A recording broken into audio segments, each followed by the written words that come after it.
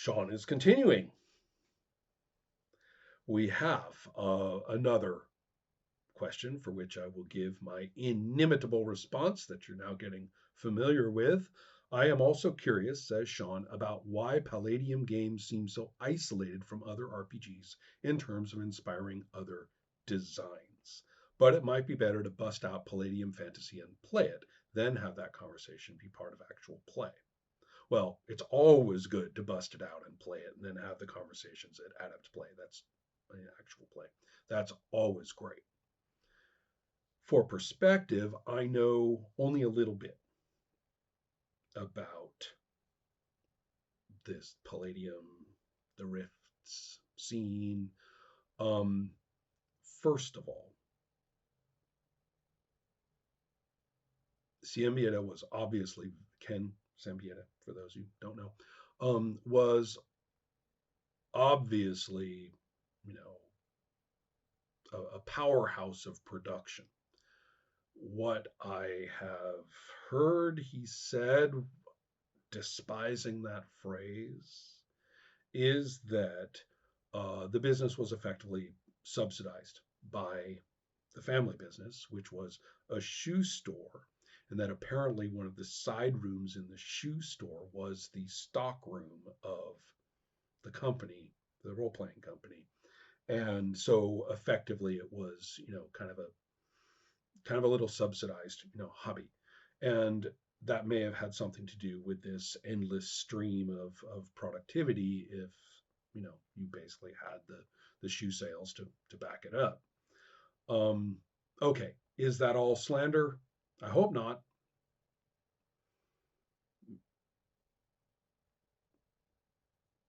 Maybe we should find out. Somebody should find out more about this. I'm a structural thinker. I really like to know the economic and um, logistic framework of any kind of means of production. So we have these things going on. Okay, that's bad. Is it good? It isn't anything. Okay, it's just telling you a little bit of what I know, but it may help explain how there, if it's true, how there is just this kind of, all right, I'm me. I've got my ideas. I've got my productivity and my sales to pump out there, and this is what I'm going to do. That might also have something to do with a perceived isolation. That if you don't need to hook up with the other companies, because at that time, mid 80s, 80 through 86, everybody was hooking up with everybody. You got the conversion rules of everything across all the different rules, and everybody's referencing each other, and that's fantastic. TSR is an outlier because the Blues are playing lawfare and saying we are above it all and you cannot touch any of this and we have nothing to do with you grubby people. So that was TSR was self-isolating in this regard, trying to be kind of the cultural outlier that is out there, with cartoons and things, while you guys are all like, smelly and wargaming or something. So rifts may have been isolated in a different way, if that is the case. Because I kind of see the point, right, culturally, that it does seem more like a bubble.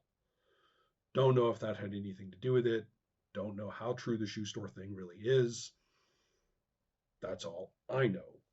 Scholars, right? So I don't know. Right, there you go.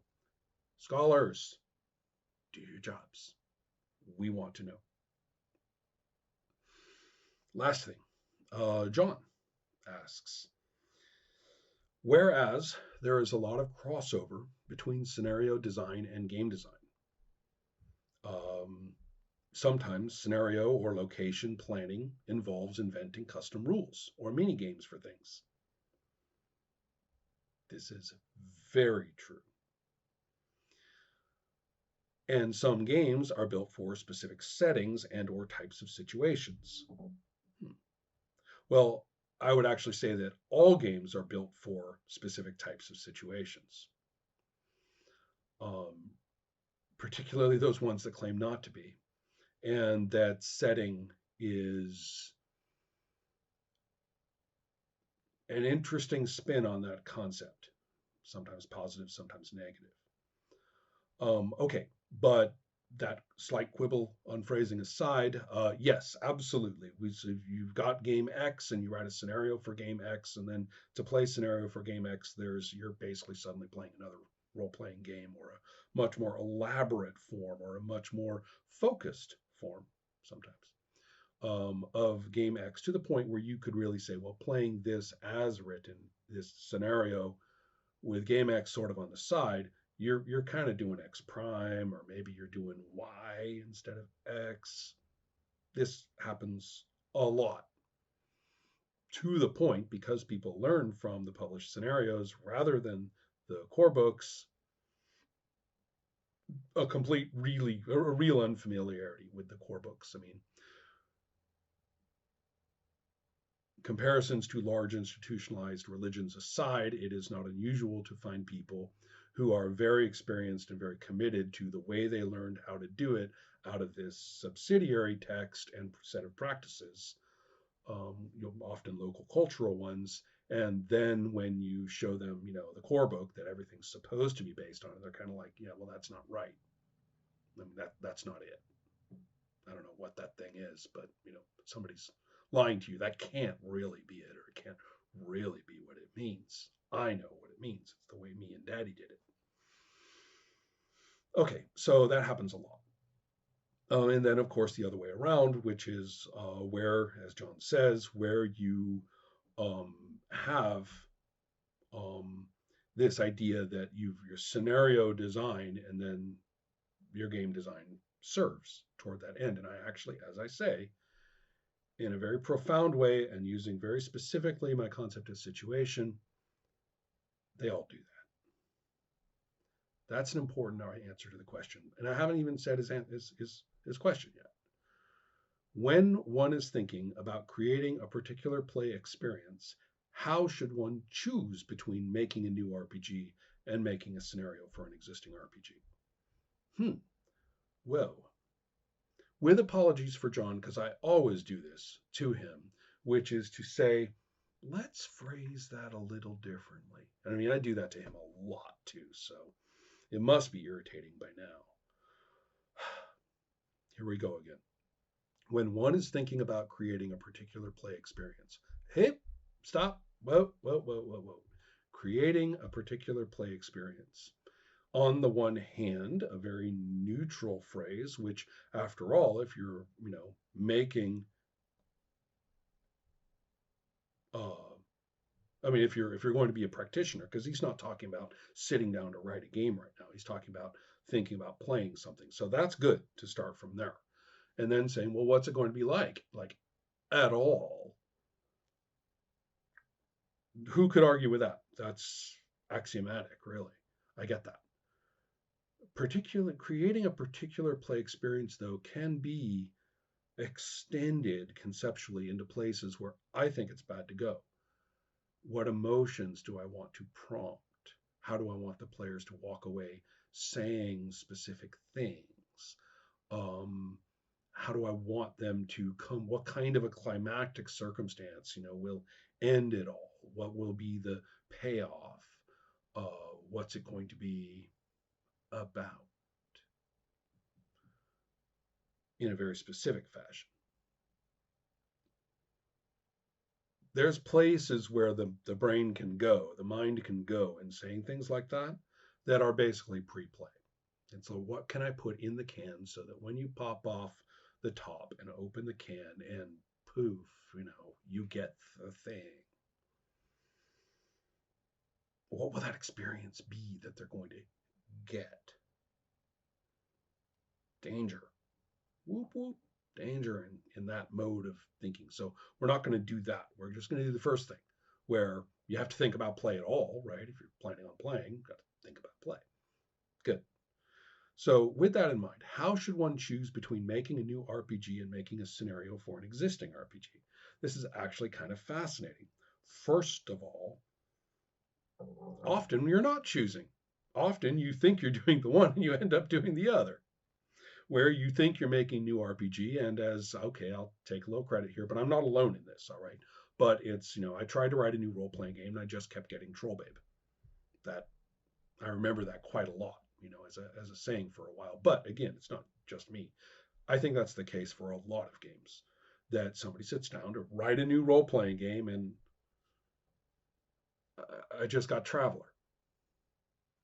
I just got Marvel Superheroes. I just got, Vampire Second Edition. I just got, it doesn't matter if it's a good game or a bad game or whatever, but you ended up, there.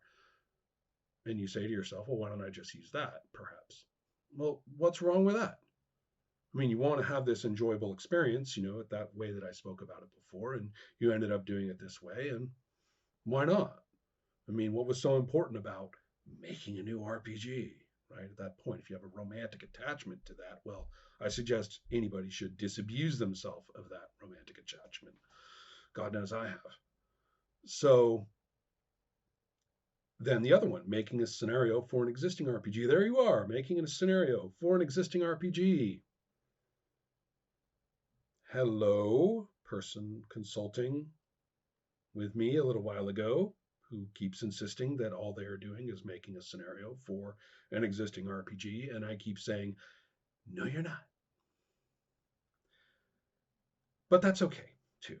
Why not go ahead and say, I have just made a 5e scenario. That's all I did. I just want to play 5e, and I have made this scenario for it. Let's play.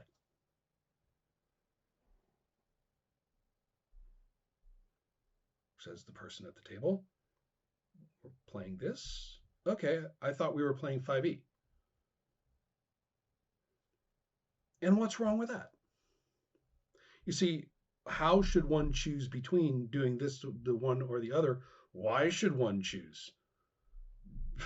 you know, Start with one and you're probably going to end up with the other, or at least are just as likely to end up with the other as to continue on the track that you were on.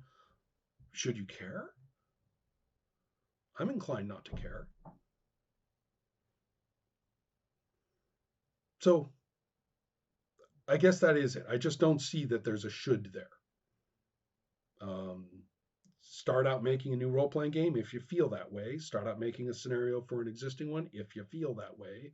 Wherever you end up with a new role playing game from either origin point, or a scenario for an existing one from either origin point. Well, the whole point was just to get ready to play and have a great time, right? Bonus. Do that. That's it for this month. They were kind of hefty, especially pretty hefty for a couple that my answer was, I don't know. But I hope you enjoyed it. Take care.